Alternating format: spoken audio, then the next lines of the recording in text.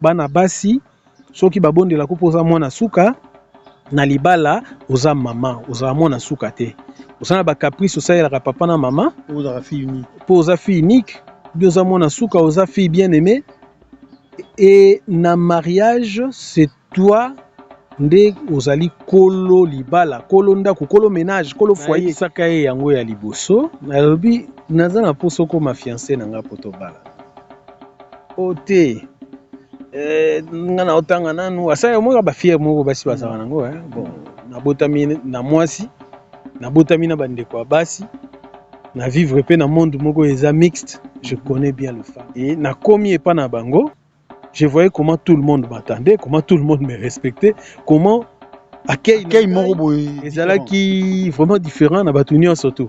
Alors na baleki na ye bazoya ko saluer ngai de manière vraiment respectueuse.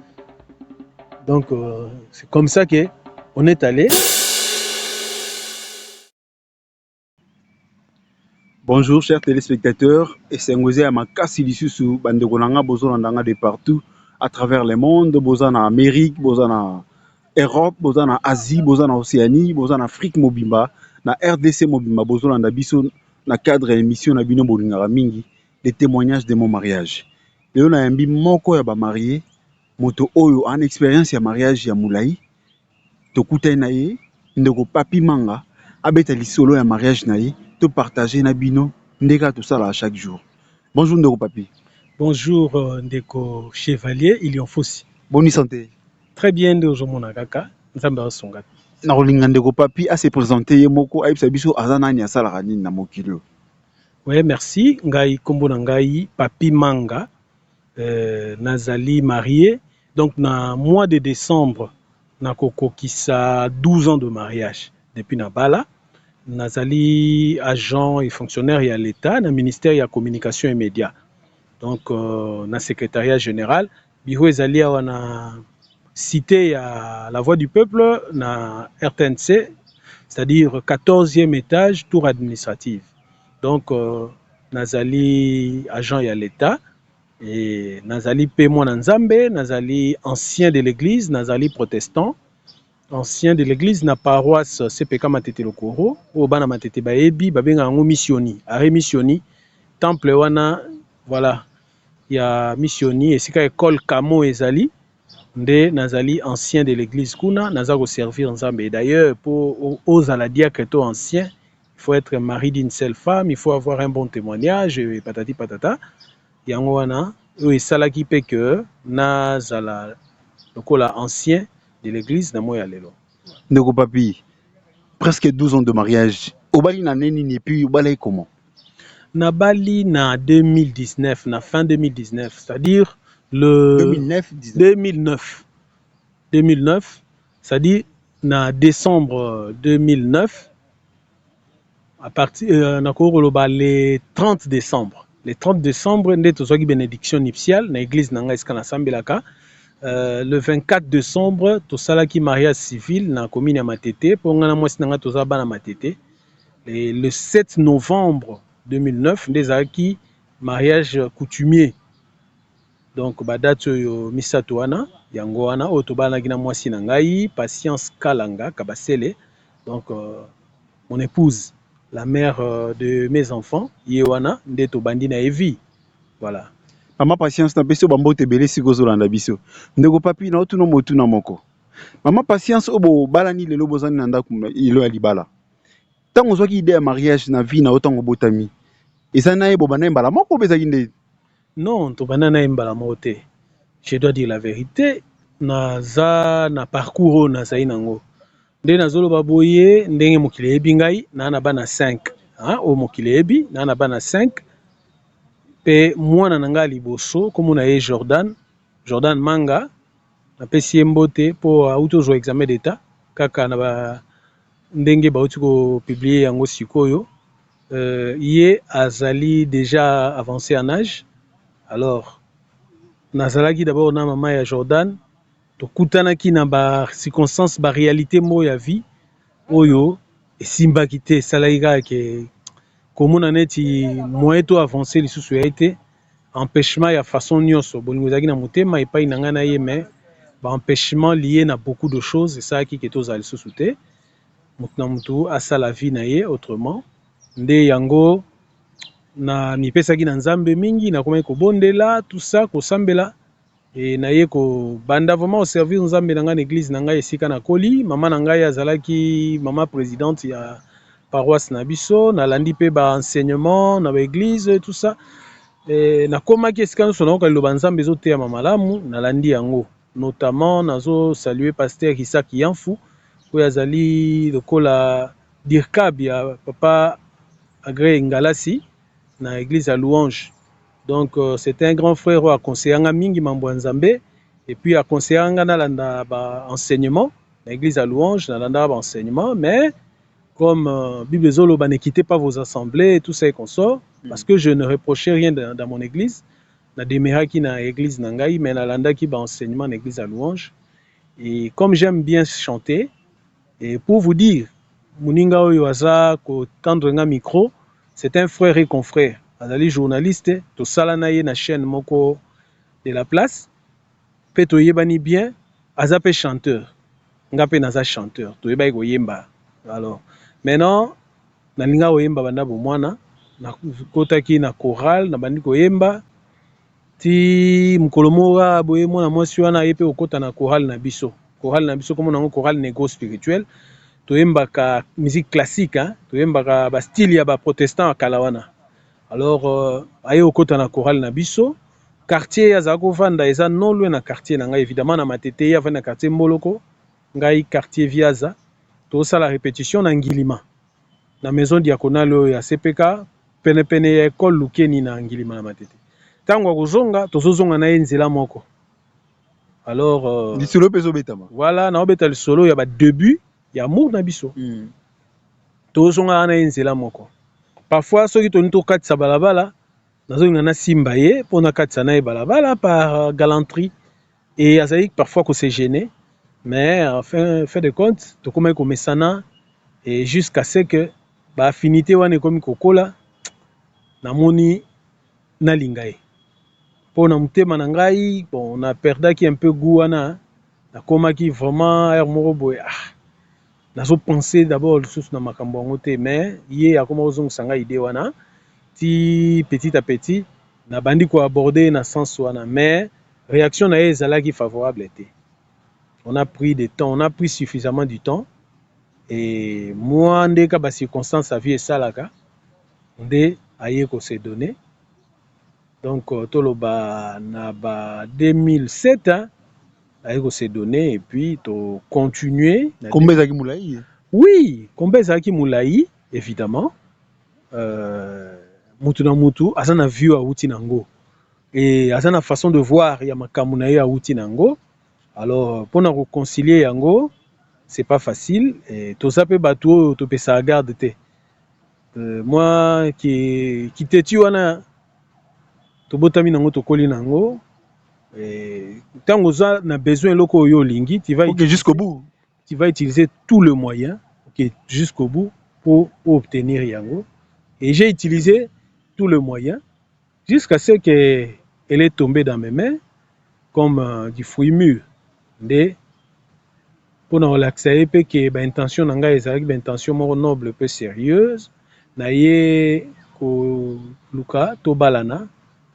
Naye ko banda ko s'approcher naye et évidemment azali ko tanga na IZM école infirmière ezaka sur avenue université non loin avenue Kianzano université mini Congo. Non IZM hein IZM ouais. Université mini Congo yango koma kombo wana balabala wana mini Congo voilà na IZM. OK azali tanga wana tangwa silisi na science infirmière ba collègue entre autres bato invitaki pengai. Et na komi epa na bango, je voyais comment tout le monde m'attendait, comment tout le monde me respectait, comment accueil morobo ezalaki vraiment différent na bato nyonso surtout. Alors na baleki na ye bazoya ko saluer ngai de manière vraiment respectueuse. Donc c'est comme ça que on est allé ti to komi na point wana na 2009 vers le mois de septembre, to vandine na place moko boy wana biso mibale na bi bon. L'occasion est là. to mema makambo na biso vraiment au bout.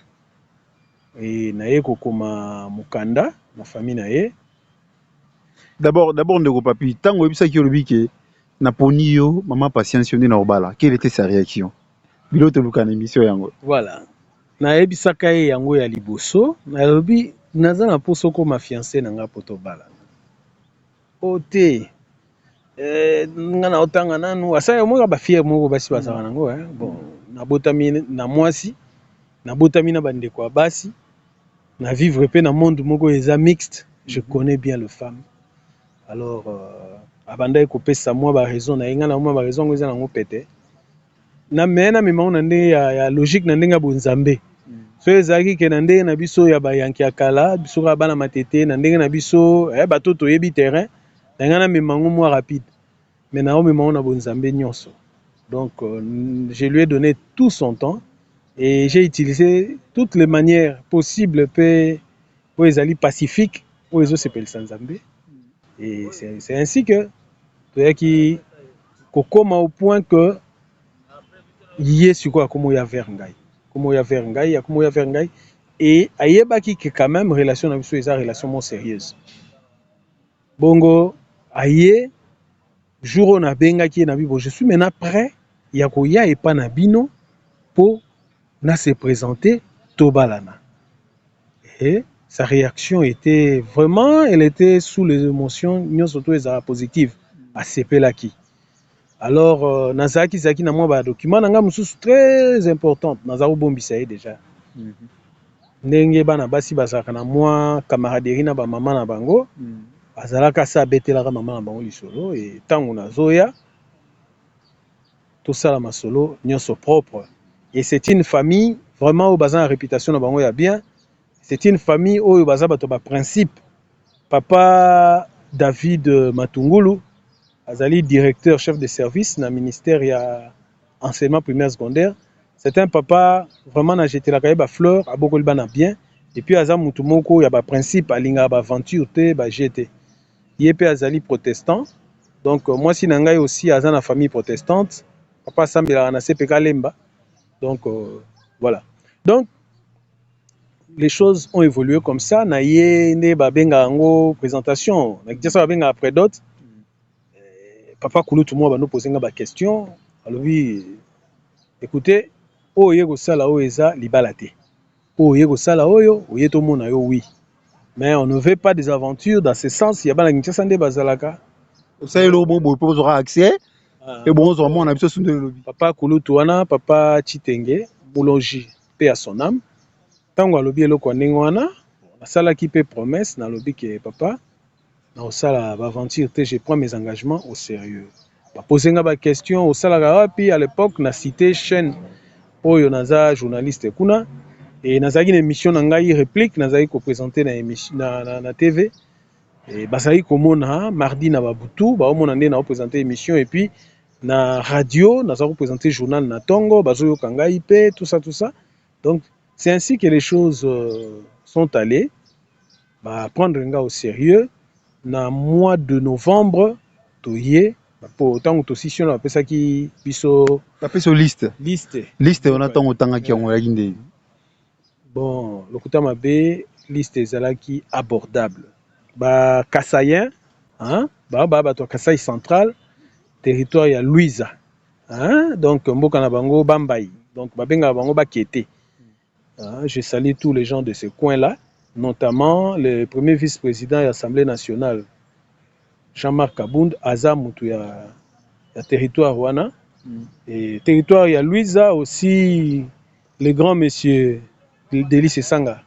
Par contre, il y a Salampasu, mais ils partagent le même territoire. Donc, moi, si je suis Aza Kassayen, Nakangi, parenthèse Wana, moi, si je suis Aza Kassayen, de bango baza compliqué en matière réaliste bilora libala namona ki yango vraiment abordable et j'avais l'impression que ba parents wana surtout maman bandai ko sepela na ngai pe azali ko comprendre que nazali un garçon bien courageux nazo débrouiller vie na ndenge na ngai déjà ça fait longtemps papa na maman bakufa je vivais vraiment comme un courageux ya ko mi former nga moko tenant compte yeloko wana pe maman a convaincre papa que ça l'a vraiment abordé ngai avec amour. Nde bapesa kingai facture na honoré pe facture to keipe na commune tango ezalaka officier ya état civil azotu na papa ozwaki biloko libala ozwaki papa ndimi oui. Donc le témoignage de papa était suffisant pour accorder biso mariage civil et to ekokende nango ti na mariage religieux. Papa kuluto oyo alobaki na ngai ke oyo ezala baventure te bobende na lobi wana papa chéri ntango amoni toye kosala sikoyo religieux tosali coutumier tosali religieux azalaki na esengo makasi ye mpe azalaki directeur na ministère économie. En tout cas il était tout joyeux azalaki je crois na bangulu na ye apesa ngulu mpenza bomoi boye donc il était très joyeux azosepela en tout cas côté wana plus profond de son cœur. Oui. Côté wana andima bakasayen bazalaka balingaka bana na bango. Je voyais comment papa Kulutu wana, papa Matungulu David, papa Jean Bayi, papa wana, papa ya mwasi na ngai nde baza ko sepela na likambo libala mwana na bango. Ah, papa chéri alobi mwana vraiment approuvé biso, azaki na sengo makasi. Alors toyoki ko sala mariage. À l'époque, baninga nga ba journaliste oyo azotianga micro na bengaki bango nyonso surtout. On a partagé ces bons moments oyo ya libala. Ndenge ezalaka kaka feti esalami kitoko makambo tout bien. Donc pour na kozwa loboko ya mwasi osala feti kopesa biloko. Mais le mariage en soi ezaka wana te wana eza porte d'entrée. Mariage est ce qu'on vit au bobalani poto ke mulai te. Pour biso souci na biso ya témoignage ya parcours wana ti obalani. Maintenant les 3 premiers mois ya mariage boza vie commune ya alaki pa na bango yo zaki pa na yo mais ce que bokomo vande sika moko omona ba comportement mso ebimaka mwasi ya ta mso na mo hypocrisie mobali pa na mo hypocrisie ce que bovande sika moko ebimi eleka ine. Oui, c'est très important. Mwasi aza na comportement na ye moko boye mabe na malamu na ye auti na pa na bango ngai pe la même chose. Voilà. Sikoyo tangu toza choc wana ya ba caractère ya ba éducation ezokutana tu verras que loko songolo oyo sepelaka nango te mais mutu oyo lingi mingi aza nango ozo sepela na mutu mais loko mo ozo sepela nango te ozo découvrir kati na ye. Donc nde tolobaka mwasi akitaka epa ba parents na ye aza nanu un peu jeune oya ko vieillir répond mobali na ye donc aza ke soki ba miro ezali faut obuka ba miro wana faut peut-être ko rééduquer ye po azala éduquer na manière na yo parce que yo vivre na pour toute la vie. Donc bato yo epa na biso bako benga bango sambolonga akoyaka te. Donc ça dit mwasi na nga na komona ye soki aza lelo mo boye ke aza neti na tort a olingo ndima tort na ye wana te. Et tant que yo moni ki lobi ne loko mo boye ki okanga ye na mabo tala faute ezepa na yo aolunga se défendre de manière que a perdre même raison soit à tombola mongongo soit à luka à se défendre de manière qui o eza malamu te. Alors ce sont des choses où nous avons découvert katina ye so na moni yango ah bon nde penga na zalaka nde na kola na santaka te biloko nga na lingaka te ke mutu oselenga ton au moins na moni vivement non faut na luka na tele on répliquer malamu moi côté wana biloko toza kuta nango yango wana et aussi epa na ye nazala komona ye azalaki na eloko moko ah lokwa kindoki to mayele eleki mingi bakosaka ye te so okosi ye aoyebaka okosi ye découvrir kokosi ye ebanda olekela aki na intuition makasi oui et puis soki eloko moko boye ke bozoluka yebaki ye moto akodécouvrir yango avant aza na mwa ba intuition aza na mwa toloba prémonition donc elo moko ya ye.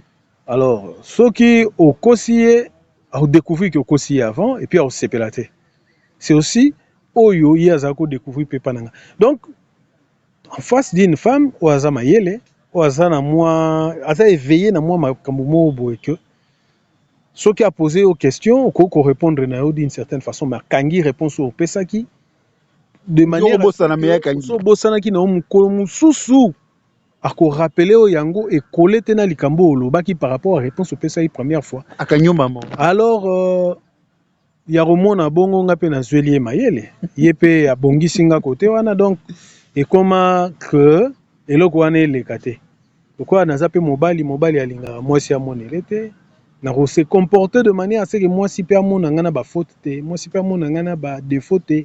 Ah, c'est là on peut confirmer que le mariage c'est une autre école pour la vie. Oui, le mariage c'est une autre école. Autre salagawana avant, tu croiras peut-être que aux vivre na basi son mais le mariage est différent.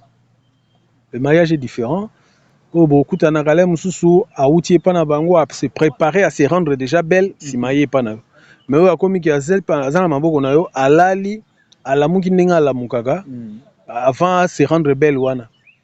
Umoni ndenga alala kananda alamukaka na ndenga azalaka so alamuki avant brosser minou tout umoni ndenga azalaka bozo partager na ye moment wana vie wana et il y a des choses surtout basi bazalaka bongisa eloko bongisa boy yo pe mobali so tali te eloko yo ebonga ezala boy te po moi sens moko ya lokwa artiste goût moko ya art na ba esthétique na zaka nango parfois omona nazo tumola ye moi nazo takine ye non ba couleur peinture ebonga oyo se marié na oyo boy potala moi elengi wana ekota ngai grand frère na ngai moko aza artiste plasticien donc Serge Manga que je salue. So moni monument wezana rompo kin mazia tata mo simba bana mi bale boy batu ba oka lwambo ye mtasala ngo so tel national ba koma manga lion moko ezaka na palais de marbre avoko tawana yebe mtasala ngo d'ailleurs tant bazaka na étudiant na académie des beaux-arts bango batu basala monument ya place Mandela voilà et d'ailleurs mausolée à musée hein maboko mo esimba mandala boy voilà ye mtasala donc c'est vraiment un artiste Yamboko Yaselmo Bilo Ebele. Donc le fait que tu vas naye na mwanda zo dessiner na mwanda zo expliquer nga pe moi ba biloko surtout goût esthétique quoi. Goût esthétique et anatomie. Ce qui to anet nandaku ba mélange ba couleur ba nini hier mo bina tele melaye. Na otakine na bi na lata ba couleur esimba te na nzela bat ba ya pesa nga wetu au ba kanisa naza mutu na bino. Ah yo lo babongo pona nini bino pe bolala aliko nzete na to seki. Et voilà. Donc, un grand débat, l'ambiance dans la maison. C'est comme ça que nde tozayi ko mona ya moninga neti koto yo boy so ngo bima. Lataki déjà ngo bima. Il faut bima na porte sanda kwa monyo siko na veranda atalio. Non, bongisa koto, bongisa abongisa ko de na ndaku mais peut-être na lumière andako mona na il faut ya bongso tilibanda. Voilà la différence ya vie na zaki nango.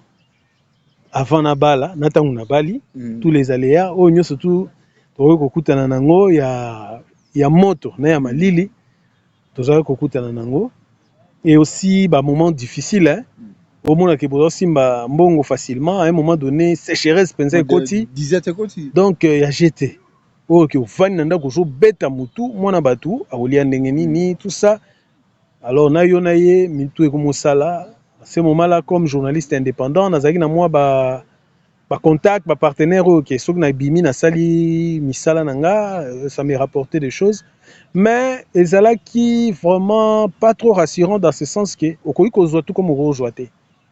Mais ye azala qui déjà fonctionnaire dans le ministère de l'économie, mécanisé déjà tout ça. Moi maigre salaire ya ba fonctionnaire wana, mais ezala qui régulier. Azaki peut affecter na marché Gambela, OK, musala na service économie na marché Gambela, au moins pas que musala azongi na moi quelque chose, nga pe na uti ba reportage nanga na uti soki to bien au café ça. Café. A café na ba coupage intempestif. Donc so na yepe na oya ngai on partageait mais parfois tu verras que ba moment mususu ezala vraiment malamu te, ezo senga réflexion mingi, ezo senga to sala nini. Moi si abatu akomi na zemi il faut abota tout ça donc ezalaki nyonso ezako leka nango po to bana nzambe suka nango mona kaka moi nde balobaki bwise beti ou mona boye ba bengi au place moko yaka eloko songolo ezali ekokiseli o ba besoin mais on passer pe ba moment moko boye donc moi ba difficulté donc on cherchait vraiment comment se rendre stable na musala moko oyo ezala ya ebele ezala ya mukie mais eza neloko moko eza régulier oyebi que oyo kokozanga te. Bandeko bozoka témoignage ya mutabala ya muto azana presque 12 ans ya mariage yo bali nanu te yoza na poso ya kobala eza mission il faut bolanda ntango ozolanda kokanga ngo yo moko te panza sango kabali solo partager émission soki osabone te abonne-toi pozwa babilenge ya boye oyo elobama nanu te. C'est vraiment une mission oyo eza innovation toyeli bino bana poto partout bolanda biso bozwa masolo ya kitoko boye. Maintenant totuna ndeko Papi Manga d'expérience aza nango ya mariage presque 12 ans. Conseil nini okopesa na ba jeune célibataire ba fiancé baza na idée ya mariage? Bon, ba fiancé ou bien ba jeune oyo baza ko meka koluka kosala choix, faites bien attention, libala c'est toute la vie. Il y a des gens oyo ceux qui ont balayé au sentir que comme équilibré, au sentir vraiment que au comme complété na oyo ezangaki. Voilà. Mais il y a aussi des gens oyo ceux qui ont balayé par sentiment pour landi aza kitoko, landi aza boy boy boy. Au koti na kati ya cycle infernal moko oyo bimanangole msou vivante. Il y a de mauvais témoignages. J'ai un grand frère oyo na uti kokunda ye na boma akufi. Vraiment donc ça fait mal au cœur. Grand frère nanga pe à son âme Didier Manga azalaki pasteur na église ya Mangembo pe na église Vie Nouvelle. À un moment donné akomaki pasteur indépendant et finalement komaki kosala na régie des eaux à Boma. Donc moi si a facilité est acheté et il était tellement amoureux kaka na moi si yango au jour d'aujourd'hui à Koufi. Donc na kendaki Boma na délégation en famille ngai nazalaki en tête à délégation tokei kokunda muto bobotami na ye makila moko boke kokunda ye na libala oyo tokendaki kobala na 2004 tokendaka Boma topesa nyonso et atiaka mwasi wana à l'aise bazalaka kofuta na ma campagne na lopango bakofi.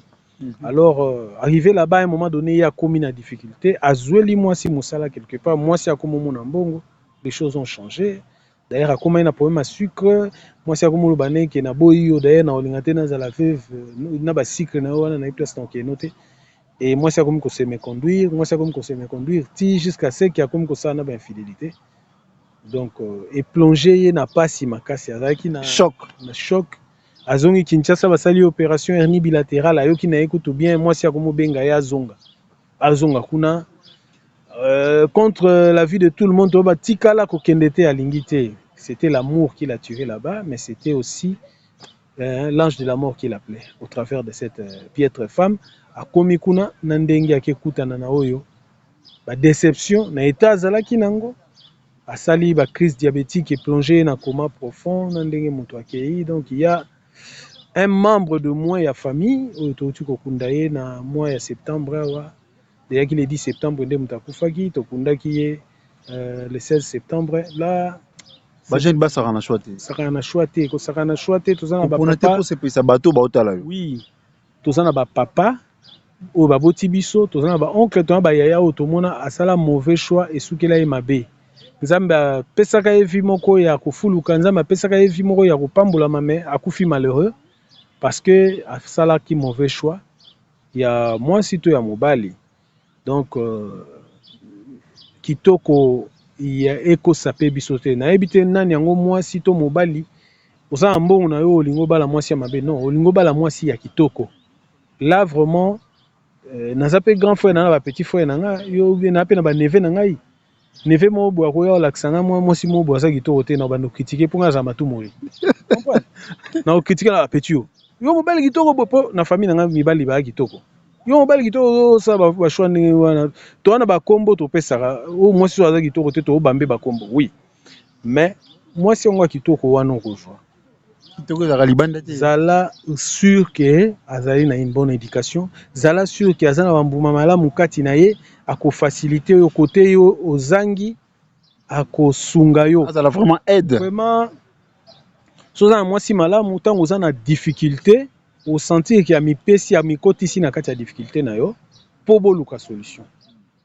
Quand vous avez un mois si à ma baie, tu verras que quand vous êtes en difficulté, à obando glisser le au moins ba momo bozo blessé yo, ti jusqu'à ce qu'il y a supporter difficulté na yote à ko décevoir yo en pleine difficulté. Il y a des hommes oyo tango azali na difficulté, azana moment de faiblesse. Ko beta mutu machette na tango azana moment de faiblesse, c'est le tuer deux fois.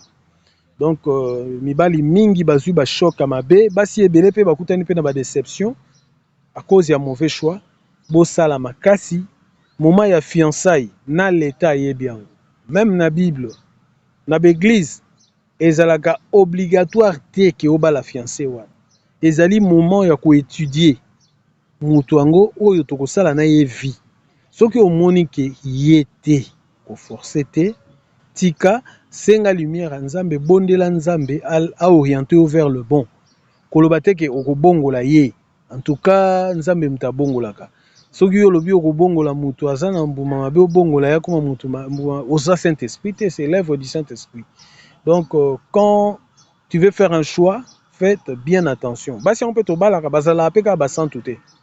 Ote na ndaku moko boye makamu msusu mona osala ezopeso kanda.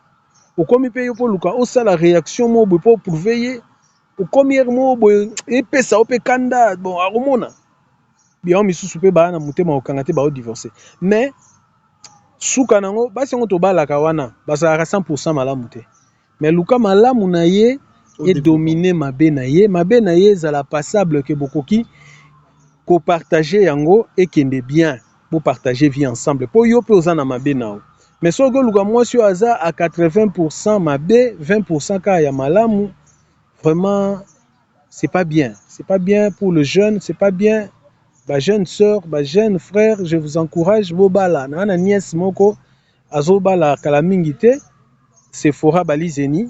Donc à moi na ya grand frère nanga colonel balizeni bokwango avant bala grand frère azo benda ye matoi choix okyo sala yeba ke bato ekolo wana bazalaka boye mwana monaki lokwa papa zandoki lokwa papa zolinga atelemela libala na ye na ba grande sœur musuku kutu bakomotelemela vie na biso wana yo ndenge nini ozoboya mwana bala po mobala yango aza ekolo wana banyokolaka basi tout ça non ya yo ebisanga bipapi naza oloba na ndenge ya mabe te nazotalisa ye nga nazali ayeba place azokende na vivre na bato wana nazali militaire natangi na kananga na vivre na bato wana donc ayeba place azokende mwana azomona nde na otelemela ye et avec ma façon de voir et de faire de choses donc bazala komona ndenge nalingi te mais na préparer chemin mais d'ici là bana baobalana na bango et faites bien attention les enfants, soyez responsables,